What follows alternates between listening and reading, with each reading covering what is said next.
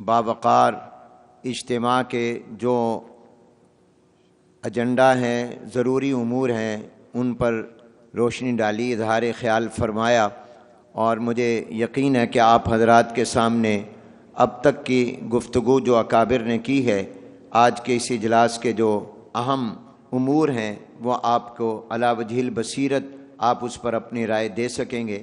اب میں درخواست کرتا ہوں حضرت مولانا فضل الرحمان صاحب دامت برکاتہم العالیہ سے کہ وہ آج کے اس اجتماع کے جو اہم مقاصد اور اہداف ہیں اس پر اپنی رہنمائی سے ہمیں نوازیں۔ حضرت مولانا فضل الرحمان صاحب دامت برکاتہم العالیہ۔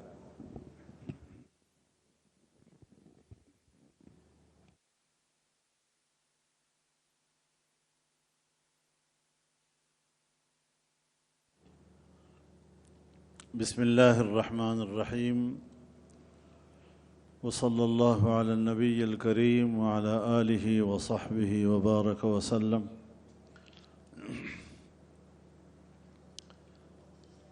صدر اجلاس حضرت الشیخ مولانا مفتی محمد تقی عثمانی صاحب، دیگر تمام اکابر علماء کرام،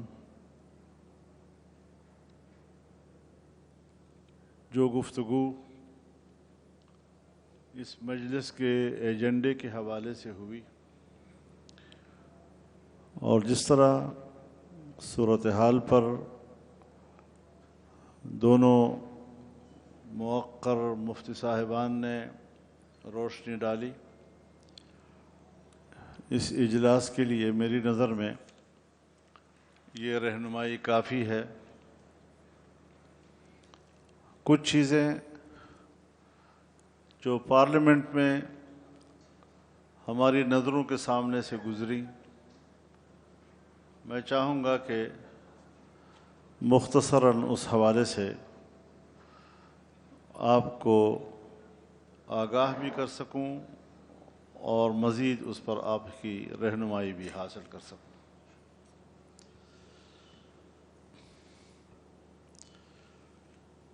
26ویں آئینی ترمیم اور 27ویں آئینی ترمیم میں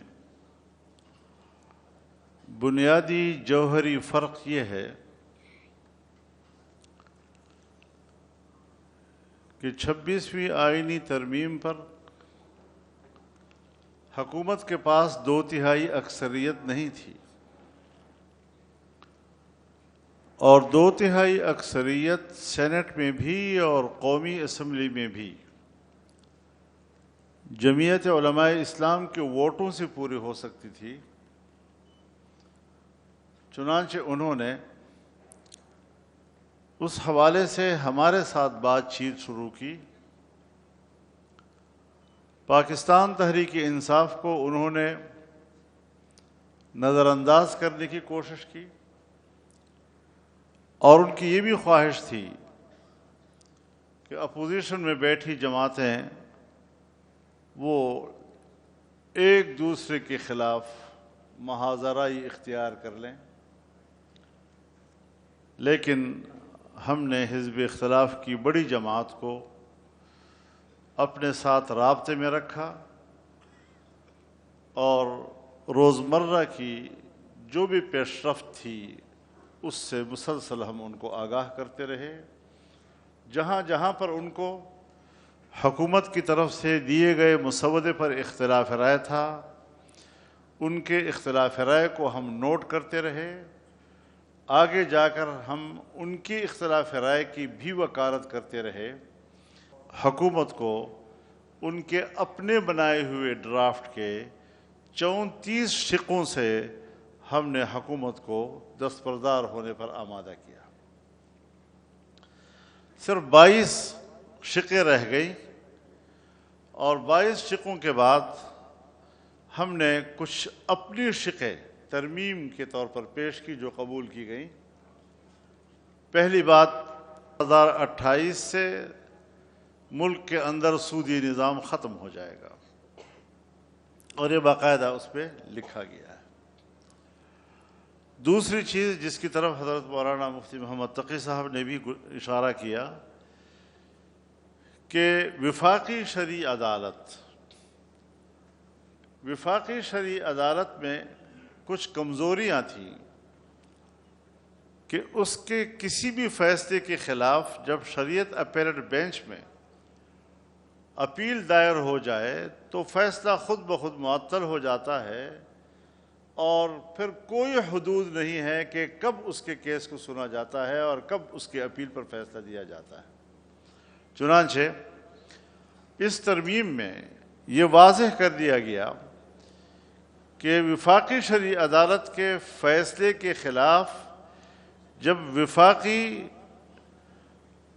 شریعت اپیلٹ بینچ میں اپیل جائے گی تو 1 سال کے اندر اس اپیل پر فیصلہ لازم ہوگا، ورنہ پھر شرعی عدالت کا فیصلہ مؤثر قرار دیا جائے گا۔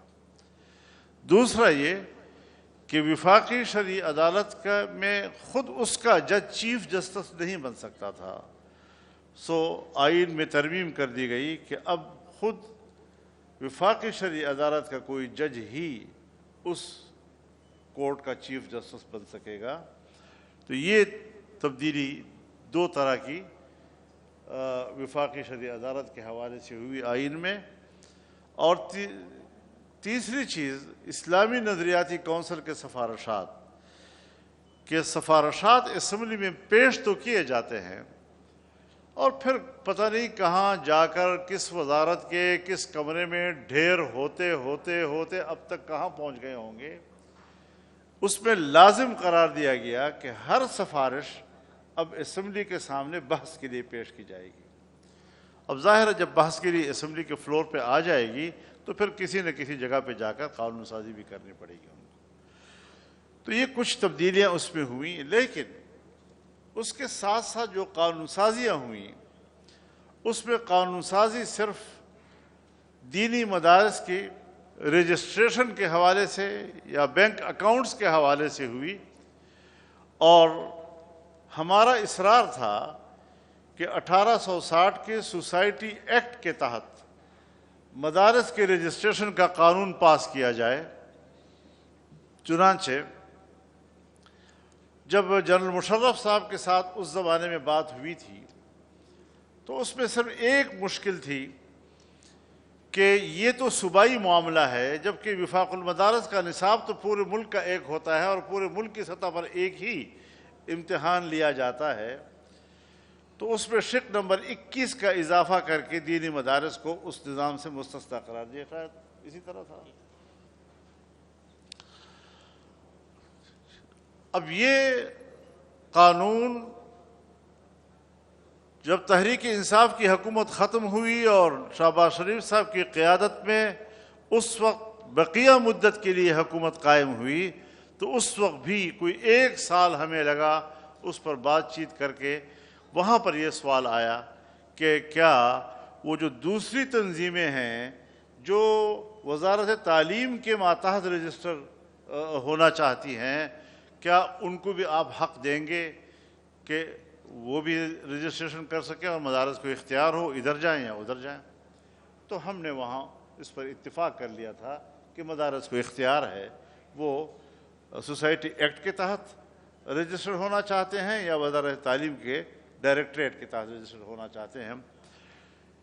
لیکن وہ قانون مکمل نہیں ہو سکا اور اس میں مختلف اداروں کی طرف سے مداخلتوں نے یہ حشر کر دیا کہ پھر ہم دستبردار ہو گئے کہ ہم اس طرح کی قانون سازی سے لا تعلق ہو جاتے ہیں۔ جب 26ویں ترمیم کے صورت میں ان کو ضرورت پڑی تو پھر وہ آئے واپس۔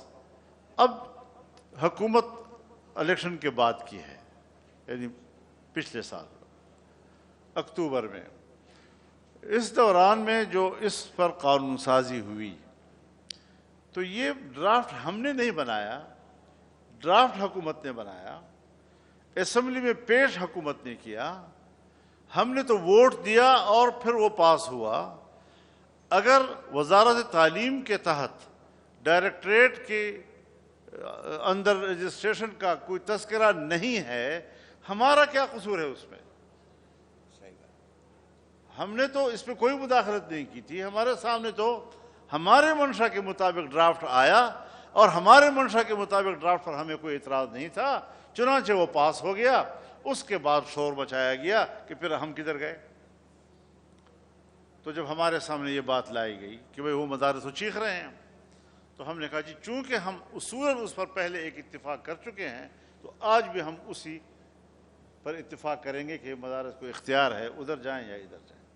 ہم نے نیک نیتی کے ساتھ کہ ایک دفعہ ہمارا ہاں ہو چکا ہے، اب اس ہاں سے ہم دوبارہ پسپائی نہیں اختیار کریں گے.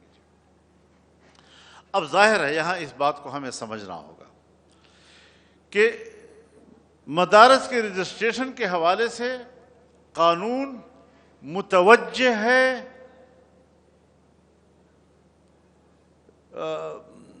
یہ کیا ایکٹ ہے، سوسائٹی ایکٹ کی طرف. ضمناً بعد میں ان کو شامل کیا گیا اور ہمارے حوالے سے کوئی ابہام موجود نہیں ہے. چنانچہ آرڈیننس آیا، اس میں وزارت تعلیم کے ڈائریکٹریٹ کے حوالے سے شق داخل کیا گیا. اس کے بعد پارلیمنٹ کے اندر قانون سازی ہوئی اور وہ قانون پاس ہو گیا. اب عملاً ابھی تک صرف اسلام آباد کے ایریا میں وہ قانون موجود ہیں، صوبوں میں قانون سازی نہیں ہے. لیکن اسلام آباد میں بھی اگر کوئی مدرسہ فائل لے کر جاتا ہے ڈپٹی کمشنر کے دفتر میں اور وہ سوسائٹی ایکٹ کے تحت رجسٹریشن کے لیے کہتا ہے تو ڈپٹی کمشنر اسے کہتا ہے کہ نہیں آپ جائیں اور وزارت تعلیم کے تحت فائل بنا کر لائیں. اب یہ بہت بڑی زیادتی ہے، یہ ظلم ہے، یہ جانبداری ہے. اس پر ہم نے ضرور ان سے شکایت کی، اعلیٰ سطح پر ہم نے شکایت کی اور ہم نے ان سے یہ بھی کہا کہ اس وقت جو وزارت تعلیم کے تحت ڈائریکٹریٹ جنرل ہے اس کا جو چیف بیٹھا ہوا ہے وہ ایک ریٹائرڈ فوجی جنرل ہے اور وہ وہی شدت کے رویے اختیار کر کے سوسائٹی ایکٹ کے تحت رجسٹریشن کے فلسفے کو ناکام بنا رہا ہے اور وہ اپنی ہی اجارہ داری کے لیے اس قسم کی حرکتیں کر رہا ہے. انہوں نے ہمیں یہ بھی کہا کہ چلو آپ بندہ دے دیں ہم تبدیل کر لیں گے. حضرت سے مشورہ کیا میں نے کہ بھائی ہمارا جھگڑا فرد کے ساتھ نہیں ہے، پہلے ہمارے ساتھ نظام پہ بات کریں، اصول پہ بات کریں. ہم مدارس کے معاملے کو طے کرنا چاہتے ہیں. کل ایک تبدیل ہو جائے گا، پھر اور تبدیل ہوگا، پھر اور تبدیل ہوگا. اور حضرت کی رائے میں وزن تھا اور ہم نے اسی طرح ان کو جواب دے دیا کہ ہم فرض کے حوالے سے آپ سے معاملہ نہیں کر رہے، ہمیں اصول کے تحت آپ سے باتیں کرنی ہیں. بہرحال ابھی تک وہ ساری صورتحال جس طرح آپ کے سامنے بیان کی گئی وہ الجھی ہوئی ہے اور وہ آگے نہیں بڑھ رہے ہیں. لیکن ہم بھی اپنے موقف پہ پوری طرح مضبوطی کے ساتھ قائم ہیں. یہ تو ہوا اس وقت. ابھی جو اس وقت 27ویں ترمیم میں ہوا اس میں قانون سازی کیا ہوئی کہ اس میں قانون سازی ہوتی ہے 18 سال سے کم عمر کی شادی کے حوالے سے اور گھریلو تشدد کے حوالے سے، جنس کی تبدیلی کے حوالے سے. یہ 3 چیزیں اس وقت سامنے آ رہی ہیں. 3 چیزیں اس وقت سامنے آئیں. اس وقت ہم نے قرآن و سنت کے عین مطابق مختلف آئین کے حوالے سے ہو یا قانون کے حوالے سے قانون سازی کروائی اور ہم اس میں کامیاب ہو گئے. اب انہوں نے جبری طور پر 2/3 اکثریت بنا لی، ممبران کو توڑ مروڑ کر حاصل کی. اس کے سہارے انہوں نے یہ چیزیں حاصل کی جس کا تذکرہ حضرت شیخ نے آپ کے سامنے کیا ہے. اس کو دوبارہ تکرار کرنے کی ضرورت نہیں ہے، لیکن اس پر ہماری ایک جامع رائے جانی چاہیے. سرکار کو جس شعبے سے چاہیں جب چاہیں اپنی مرضی کے لوگ اکٹھے کر لیں اور اس میں وہ اپنی مرضی کی بات کر لیں اور اپنی مرضی کی بات کی وہ تائید حاصل کر لیں. یہ کوئی مشکل بات نہیں ہے. چنانچہ میں تو یہاں سے بھی ان کو پیغام دینا چاہتا ہوں کہ ملک بھر کے علماء کرام چاہے کسی بھی مکتب فکر سے تعلق رکھتے ہوں، اس کا حقیقی نمائندہ، ان کے ضمیر کا نمائندہ اجتماع یہ ہے جو آج یہاں بیٹھا ہوا ہے. وہ صرف مدح سرا قسم کے لوگ اکٹھے کر کے ان کی تائید لینا یہ کوئی حکمرانوں کے لیے کبھی مشکل مسئلہ نہیں رہا ہے، لہٰذا علماء کرام اس میں گئے ہیں